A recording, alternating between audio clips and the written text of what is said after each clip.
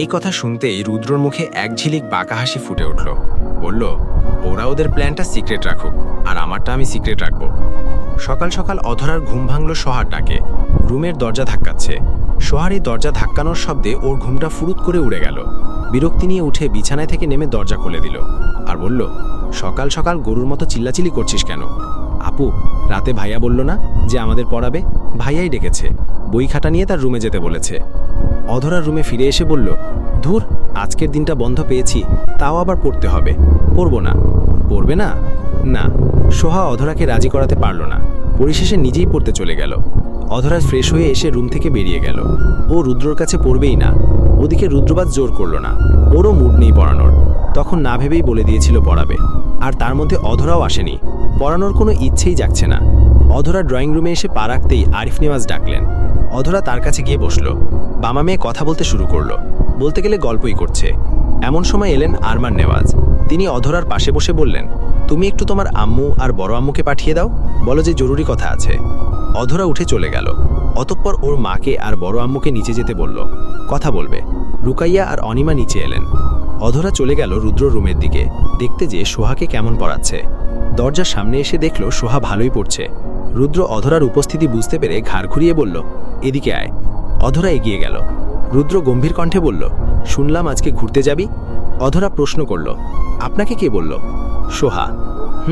ঘুরতে যাব ভেবেছি। অধরা মনে মনে সোহাকে বকল, শয়তান কোথাকার, এরপরে আর কিচ্ছু বলবো না। একটা কথাও পেটের মধ্যে রাখতে পারে না, শুধু এই রুম থেকে বের হতে পারলে হয়। তোর খবর আছে? রুদ্র জিজ্ঞাসা করল, সাথে কে যাবে? অধরা কাজ ঝাড়া দিয়ে বলল, সাথে আবার কে যাবে? আমরা দুজনেই যাব। রুদ্রর থেকে কোনো কথা আসার আগেই অধরা বলল, আচ্ছা ভাইয়া, আজকে আমাদের সাথে ঘুরতে যাবেন? একটা পার্কে যাব, আপনাকেও ঘুরে ঘুরে দেখাবো। রুদ্র কিছু একটা ভাবল, এই সুযোগ হাতছাড়া করতে চাচ্ছে না। সাথে সাথে উত্তর দিল, ঠিক আছে, কখন যাবি? রুদ্রের সম্মতিতে অধরার মুখটা ছোট হয়ে গেল। ভেবেছিল রুদ্রকে বললে হয়তো যেতে চাইবে না, কিন্তু যাওয়ার জন্য রাজি হয়ে গিয়েছে। আর তাছাড়া অধরার তেমন কোনো সমস্যা নেই। ও বলল, বিকেল 3টায় যাব। আর আজকে পড়তে এলি না কেন? অধরা হাসার চেষ্টা করে বলল, সন্ধ্যা থেকে আসব। ওকে, এখন আসি? যা। অধরা চলে এলো। রুদ্র একটু খুশিই হলো। ওকেই চেষ্টা করতে হবে, চেষ্টা ছাড়া হবে না। এখন রুদ্রের একটা কাজই বেশি জরুরি, সেটা হলো মন খোলাসা করে ওর সাথে মিশতে হবে। তাহলেই ওর মনে ভালোবাসা তৈরি করা সম্ভব হবে। রুদ্রের মাথায় একটা প্রশ্ন ঘুরপাক খাচ্ছে, ও কি পারবে এই রাগী জেদি মেয়েটার মনে ভালোবাসা তৈরি করতে? ওকেই 1 মাসে পারতেই হবে। বিকেলের দিকে অধরা আর সোহা ম্যাচিং 3 পিস পরল, মেরুন রঙের জর্জেট 3 পিস। এর আগে দুজনেই ঘুরে ঘুরে অনিমার থেকে যাওয়ার অনুমতি নিয়েছে। ওদের যেতে দিতে চায়নি। যখন শুনেছে যে রুদ্রও সাথে যাবে, তখন আর না করেনি। অধরা আর সোহা রেডি হয়ে নিচে এলো। রুদ্র প্রথমে অধরাকেই দেখল। 3 পিস পরেছে, আর কোমর পর্যন্ত চুলগুলো বিনুনি করা, চোখে কাজল আর হালকা লিপস্টিক। ও এই অবস্থাতেই যাবে ভেবেই রুদ্রের মাথা গরম হয়ে গেল। আগে কিভাবে গিয়েছে না গিয়েছে সেটা ওর ব্যাপার ছিল, তখন রুদ্র ছিল না। এখন তো রুদ্র আছে। রুদ্র চায় ও ব্যতীত অধরার সৌন্দর্যকেও দেখতে পারবে না। অতঃপর বলল, তোরা রেডি? সোহা উত্তর দিল, রুদ্র একটু রেগে গিয়েই বলল, তোরা এই ড্রেস পরে যাবি? তোদের বোরখা নেই? সোহা বলল, আমার আছে। রুদ্র ভ্রুকুচকিয়ে অধরাকে বলল, তোর বোরখা আছে? না। কেন? অধরা স্পষ্ট কণ্ঠে বলল, বোরখা পরি না তাই নেই। চুপ। বোরখা নেই মানে কি? মেয়ে মানুষ বাহিরে গেলে বোরখা পরে যেতে হয়, সেটুকু সেন্স নেই? অধরা ফ্যালফ্যাল করে তাকিয়ে রইল। ও তো শতবার বাহিরে গিয়েছে, কই বোরখার কথা তো কেউ বলেনি। আর এই লোক 2 দিন ধরে এসে ওকে কত হুকুম করছে, আবার বলছে বোরখা পরতে। এর মাঝে এলেন অনিমা। সে তো মেয়েকে শাসনেই রাখেন, তার উপরে আবার রুদ্র একটু পথটা ক্লিয়ার করেই দিচ্ছে। তিনি এসে সামনে দাঁড়াতেই রুদ্রকে কিছু বলার সুযোগ না দিয়ে কাটকাট গলায় বলল, আজকে এভাবেই চল, এরপরে দেখব তোরা বোরখা ছাড়া কিভাবে যাস। কথাটা বলেই রুদ্র সদর দরজার দিকে চলে গেল। অধরা রেগে গিয়ে বলেই দিল, পারলে বোরখা কিনে দিও, তখন পরব, নিজে কিনে পড়তে পারবো না। অনিমা মেয়েকে বললেন, রেগে যাচ্ছিস কেন? ভালো কথাই তো বলেছে। এই কথা শুনে অধরা সোহাকে নিয়ে গটগট করে বেরিয়ে গেল। রুদ্র গাড়ির কাছে এসে দাঁড়িয়ে আছে। ওরা দুজনও এলো। রুদ্র গাড়িতে উঠল। অধরা যেই ব্যাকসিটের দরজা খুলতে যাবে, ঠিক তখন রুদ্র বলল, অধরা, সামনে আয়। অধরা কিছু বলতে গিয়েও থেমে গেল। সোহা মিনমিন করে বলল, আপু, তুমি সামনে গেলে আমি কি পেছনে একাই বসবো? অধরা বিড়বিড় করে বলল, না, ভাইয়ার কোলে গিয়ে বস। সোহা অধরার কাঁধে চাপড় মারল। অধরা গাড়িতে উঠে বসল। ওরা একটা পার্কে এলো। খুব একটা লোক হয় না বলে এখানেই ওরা ঘুরতে আসে। কোনো কোলাহল নেই। বিশাল একটা মাঠ, কয়েকটা কাপেল এসে বসে আছে, আবার কত বন্ধুরা মিলে আড্ডা দিচ্ছে। ওরা দুই বোন আগে আগে যাচ্ছে, রুদ্র পেছন পেছন যাচ্ছে। অধরা আর সোহা একটা জায়গায় দাঁড়িয়ে ফুচকা খাওয়া শুরু করলো। রুদ্রকে খেতে বলল, কিন্তু ও খেলো না। খাওয়া শেষ করে অধরা সাইড ব্যাগ থেকে যেই টাকা বের করবে, ঠিক তখনই রুদ্র 2 কদম এগিয়ে এসে বলল, আমি দিচ্ছি। অধরা না করল না। ভালোই হলো, টাকা বেঁচে গেল।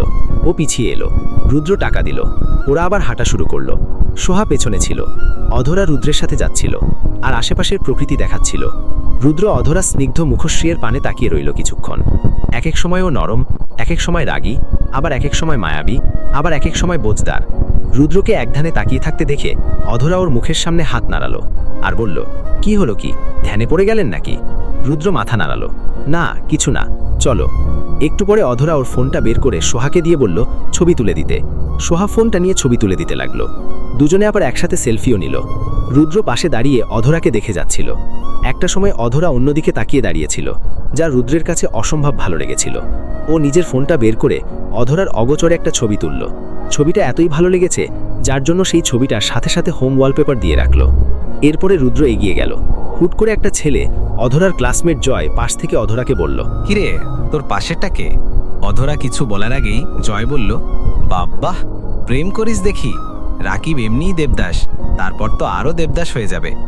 অধরা রুদ্রর দিকে তাকিয়ে শুকনো ঢোক গেলে জয়কে ঝাড়ি মেরে বলল, কি সব বলছিস? উনি আমার বড় ভাই। জয় সঙ্গে সঙ্গে কানে হাত দিয়ে বলল, সরি রে, বুঝতে পারিনি ভাইয়া, সরি। রুদ্র তৎক্ষণাৎ অধরাকে জিজ্ঞাসা করল, রাকিবটা কে রে? অধরা আমতামতা করে বলল, কোন রাকিব? রুদ্র তীক্ষ্ণ দৃষ্টিতে তাকিয়ে বলল, ওই ছেলে যে বলে গেল। অধরা মলিন হেসে কথা ঘুলিয়ে বলল, আসলে ওরা এমন করেই মজা করে। রাকিবও আমাদের কলেজের, ওরা ওকে নিয়েই মজা করে। রুদ্রের বিশ্বাস হলো না। অধরাও হাঁটা দিল সোহার দিকে। রুদ্রের মেজাজ চরম খারাপ হয়ে উঠল। যে পর্যন্ত এর কোনো সঠিক উত্তর না পাচ্ছে, সে পর্যন্ত ওর শান্তি হচ্ছে না। না না, এত উত্তেজিত হওয়া যাবে না। ওকে ঠান্ডা মাথায় বের করতে হবে রাকিবকে। অধরা আর ঘুরতে চাইল না। এই রাকিবের কথা শুনে মেজাজ খারাপ হয়ে গিয়েছে। রুদ্রকে বলল, এখন চলে যাবে। রুদ্র ওদের নিয়ে পুনরায় গাড়ির কাছে ফিরে এলো। সেই থেকে অধরা বেশি কথা বলছে না। এবার সোহার সাথে ব্যাকসিটে বসেছে। রুদ্র থেকে থেকে লুকিং গ্লাসে অধরাকে দেখছে। অধরা সেটা খেয়াল না করলেও সোহা খেয়াল করেছে। ওরা ভালোই ভালোই ফিরে এলো বাড়িতে। অধরা আর সোহা যে যার যার মতো চলে গেল। রুদ্র ড্রয়িং রুমে বসে রইল। সোহায় গা এলিয়ে দিয়ে কিছু একটা ভাবতে লাগলো। কিচেনে থেকে রুকাইয়া পড়লেন, কফি খাবে নাকি? রুদ্র না করল, এখন কিছু খাবে না। রুদ্রের এই মুহূর্তে চট করে মনে পড়ল অধরার কথাটা। তখন রেগে গিয়ে বলেছিল, বোরখা নিজে কিনে পড়বে না, ওকেই কিনে দিতে বলেছিল। রুদ্র উঠে গাড়ির চাবিটা নিয়ে বের হয়ে গেল অধরার জন্য বোরখা কিনতে। কল দিয়ে আদ্রকেও বের হতে বলল। ও মিনিট 5 পরেই এলো, তবে আদ্রকে বলেনি যে অধরার জন্য বোরখা কিনতে যাবে। রুদ্র একটা শপিং মলে এলো। বোরখার কর্নারে গিয়ে কিছুক্ষণ দাঁড়িয়ে রইল। অনেক বোরখার কালেকশন, এখানে থেকে কোনটা নিবে? আর অধরাই বা কোনটা পড়তে কমফর্টেবল করবে? আদ্র শেষমেশ জিজ্ঞাসা করল, ভাইয়া কার জন্য বোরখা কিনবে? অধরার জন্য। কি, ও তো বোরখা পরে না। রুদ্র গা ছাড়া ভাব নিয়ে বলল, আগে পরেনি সেটা বাদ, এখন থেকে পড়বে। আদ্র চোখ ছোট ছোট করে বিড়বিড় করে বলল, আসলেই পড়বে ও? রুদ্র কিছু একটা ভেবে বলল, এই অধরার নাম্বার আছে, দে তো কল দিয়ে জিজ্ঞাসা করি কোনটা পছন্দ। আদ্র অধরার নাম্বারটা দিল। রুদ্র কল দিতে গিয়েও দিল না। ফোনটা পকেটে ভরে নিজেই দেখে দেখে বোরখা নিল। একের পর এক নিতেই থাকলো। আদ্র বড় ভাইয়ের কাণ্ড দেখে বলল, এই তুমি কি পুরো দোকানই নিবে? ও এতগুলো পরে শেষ করবে কেমন করে? রুদ্র, দিনে রাতে ঘুরতে ফিরতে উঠতে বসতে যেখানে যাবে সব জায়গায় বোরখা পরবে। আদ্র হতবাক ভাইয়ের কথা শুনে। শেষে এসে বিল গিয়ে ঠেকল 43,000-এ। রুদ্র বিল দিয়ে বোরখাগুলোর ব্যাগ নিয়ে গাড়ির কাছে এলো।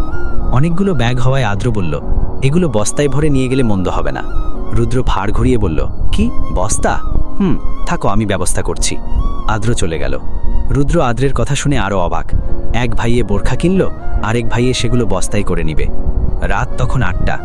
আরমান নেওয়াজ ড্রয়িং রুমে বসে ফোন স্ক্রল করছেন। পাশে আরিফ নেওয়াজও ফোন স্ক্রল করছেন। এর কয়েক কদম দূরে রুকাইয়া বসে বসে সুই সুতো দিয়ে রুমালে ডিজাইন তুলছেন। অবসর সময়ে তিনি এমন টুকিটাকি কাজ করেন। অধরা নিচে নামল। নিশ্চুপ পায়ে এসে আরিফ নেওয়াজের পাশে দাঁড়ালো। আরিফ নেওয়াজ মাথা তুলে মোলায়েম কণ্ঠে বললেন, আম্মু, আব্বু কফি খাবে? কফি আনি? আরিফ নেওয়াজ হেসে বললেন, ঠিক আছে। অধরা খুশি হয়ে চলে গেল কিচেনে।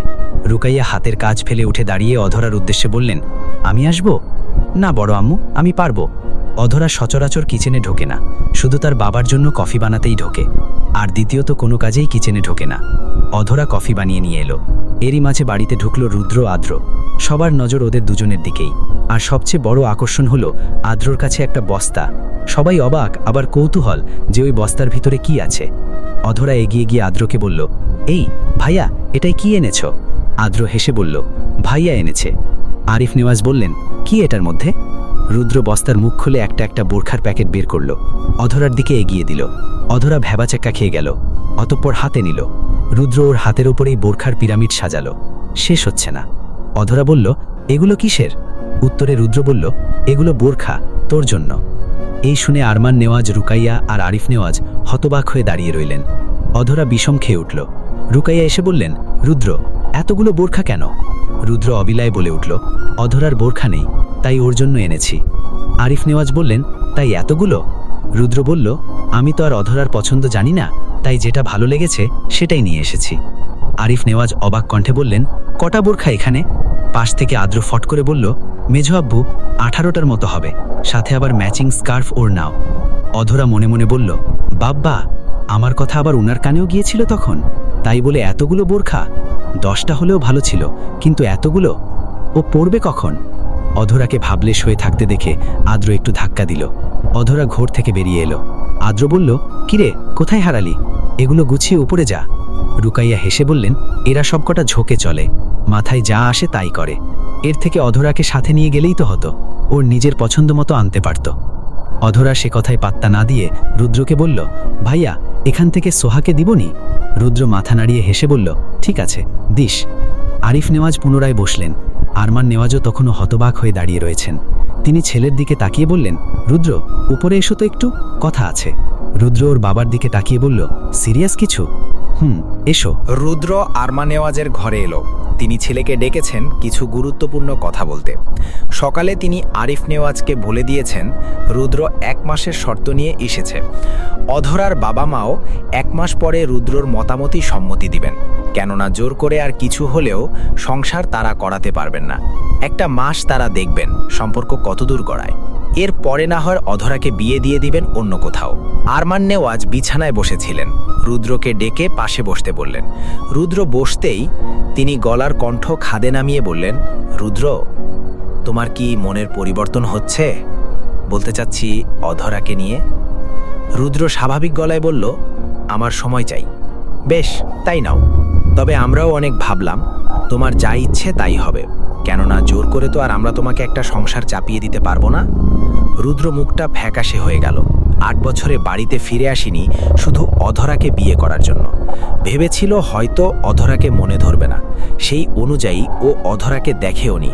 তবে যেদিন অধরাকে প্রথম দেখেছে তারপর থেকে আর এই মন থেকে সরাতেই পারেনি, মনের মধ্যিখানে বসিয়ে ফেলেছে। রুদ্র উঠে দাঁড়ালো আর বলল, বাবা, এই বিষয়টা এখন বাদ দাও, আমি সময় চাই। 1 মাস পরে আমি আমার মতামত জানিয়ে দিব। ঠিক আছে, তুমি যা চাও তাই হবে। রুদ্র কথাটা শুনে বলে চলে গেল। রুমে এসে শাওয়ার নিয়ে সাদা টি শার্ট আর কালো প্যান্ট পরে নিল। ওর আবার স্কাই ব্লু রংটা বেশি পছন্দ, সেই হিসেবে শার্ট টি শার্টও অনেক আছে এই রঙের। এখন সাদা শার্টই পরল। শার্টের কলার ভেঙে চুলগুলো সেট করে নিল। আবারও রেডি শেডি হয়ে বের হলো। এখন যাবে সবচেয়ে কাছের বন্ধু ইফতির সাথে দেখা করতে, আবার ওখানে থেকে সব বন্ধুদের সাথে দেখাও করবে, আড্ডা দিবে। ফিরতেও বেশ রাত হতে পারে। রুদ্র সিঁড়ি দিয়ে নেমে নিচে এসে দাঁড়ালো। চোখ দুটো তখনও অধরার খোঁজে। অধরা নিচে ছিল না। রুদ্র অধরাকে দেখতে না পেয়ে গভীর শ্বাস ছাড়ল। রুকাইয়া এসে জিজ্ঞাসা করলেন রাতের খাবার দিবেন কিনা। রুদ্র অনীহা জানালো। চলে যাওয়ার আগে ওর মাকে বলল চিন্তা না করতে, ফিরতে রাত হবে। এদিকে অধরা ব্যালকনিতে বসে ফোন স্ক্রল করছিল। একটু পরেই শুয়ে পড়বে। হঠাৎ বাইরে থেকে আরিফ নেওয়াজের ডাক এলো। অধরা ব্যালকনি থেকে রুমে এসে বলল, আব্বু, ভেতরে এসো। আরিফ নেওয়াজ ভেতরে এসে বললেন, কি করছো? এই তো ভাবছিলাম শুয়ে পড়ব। কিছু বলবে আব্বু? শুনলাম সোহা নাকি আজ রুদ্রর কাছে আজকে পড়তে গিয়েছিল। রুদ্র নাকি তোমাকে যেতে বলেছে? হ্যাঁ আব্বু। তাহলে তো ভালোই, কোচিংয়ে তো পড়ছই, এর পাশাপাশি কোনো কিছু না বুঝলে রুদ্রর কাছে পড়বে। এমনকি আদ্রও আছে। ঠিক আছে, কোনো পড়া না বুঝলে যাব। আরিফ নেওয়াজ মেয়ের সাথে আরও কিছু কথা বলে বের হয়ে গেলেন। অধরা গভীর শ্বাস ছেড়ে রুমের দরজা বন্ধ করে বিছানায় এলো। ঠিক করলো কালকে সকাল থেকে রুদ্রর কাছে পড়তে যাবে, না হলে কেউ ছাড়বে না। পরদিন সকালবেলা রুদ্র মাত্রই উঠে ফ্রেশ হয়েছে। এরই মাঝে সোহার ডাক।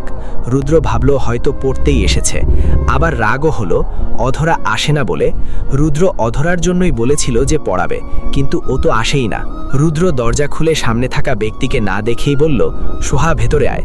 তখনই রুদ্রর চোখ গেল অধরার দিকে। অধরাও এসেছে, তবে ডাক দিয়েছে সোহা। রুদ্রর মুখে হাসি ফুটে উঠল। আয় ভিতরে আয়। অধরা সোহা ভিতরে ঢুকল। রুদ্র দুজনের উদ্দেশ্যেই বলল, ব্যালকনিতে গিয়ে বস, আসছি। অধরা রুদ্রর দিকে তাকিয়ে ব্যালকনিতে চলে গেল। রুদ্রের রুমের সাথে ব্যালকনিটা আবার ভালোই বড়। একপাশে বুকশেলফ আছে, সাথে বেতের চেয়ার, টি টেবিল। অধরা এসে ব্যালকনির পর্দাগুলো সরিয়ে দিল। তখনই সূর্যের তীক্ষ্ণ রোশনি এসে ছড়িয়ে গেল। রুদ্র যেই চেয়ারটায় বসবে তার পাশের চেয়ারে অধরা সোহাকে বসালো। রুদ্র এলো। নিজের পাশের চেয়ারে সোহাকে দেখে রেগে ফোঁস করে শ্বাস ছাড়ল। কই ভেবেছিল পাশে বসবে, কিন্তু তার হলো কই। রুদ্র রাগই করলো একটু, কিন্তু বুঝতে দিল না। ও সোহার পাশেই বসে বলল, যে পড়াটা নিয়ে সমস্যা সেটা বের কর। ওদের পড়া শেষ, অধরা আর সোহা চলে যাবে। রুদ্র তখন অধরাকে বলল, অধরা তোর পরীক্ষা বিকেলে, তাই তো? অধরা পেছনে ফিরল। রুদ্র নিজের ফোনের দিকে তাকিয়ে বলল, আজকে নিতে যাব। অধরা চোখ বড় বড় করে তাকালো। অনীহা জানিয়ে বলল, নিতে যেতে হবে না, আমি আসতে পারবো। পাশ থেকে সোহা বলল, আপু তুমি না করছো কেন? ভাইয়া তো ভালোর জন্যই বলছে। অধরা কটমট দৃষ্টিতে তাকালো সোহার দিকে। সোহা ওর তাকানোর মানে বুঝল না। রুদ্র কড়া গলায় বলল, নিতে যাব মানে নিতে যাব, এর বাহিরে কোনো কথা শুনতে যাচ্ছি না, এখন চুপচাপ যা। অধরা কিছু বলতে, কিন্তু রুদ্র চোখ গরম করে তাকিয়ে বলল, যেতে বলেছি যা। অধরা কিছু বলতে না পেরে হন হন করে চলে গেল। পেছন পেছন সোহাও গেল। অধরা রুমে এসে বিছানায় বসল। সোহা এসে বলল, ভাইয়া যেতে চায়, যাক না। অধরা দরজার দিকে তাকিয়ে সোহাকে আস্তে করে বলল, তোর মাথায় আসলেই বুদ্ধি নেই। প্রতিদিন রাকিব দাঁড়িয়ে থাকে সেটা জানিস না? ভাইয়া গেলে তো রাকিব ঝামেলাও করতে পারে। এমনিতেই দেখিস না কেমন ঘুর ঘুর করে, যে কারণে আমি আব্বুকে যেতে বলিনি, আদ্র ভাইয়াকেও বলিনি, আর তুই রুদ্র ভাইকে বললি যে আনতে যেতে। গাধা কোথাকার। সোহা অধরার পাশে বসে বলল, সরি আপু, বুঝতে পারিনি। অধরা মনে মনে বলল, এখন আর সরি বলে কি লাভ, দেখা যাক কি হয়। আল্লাহ আল্লাহ করে আজকে রাকিব না থাকলেই ভালো হয়।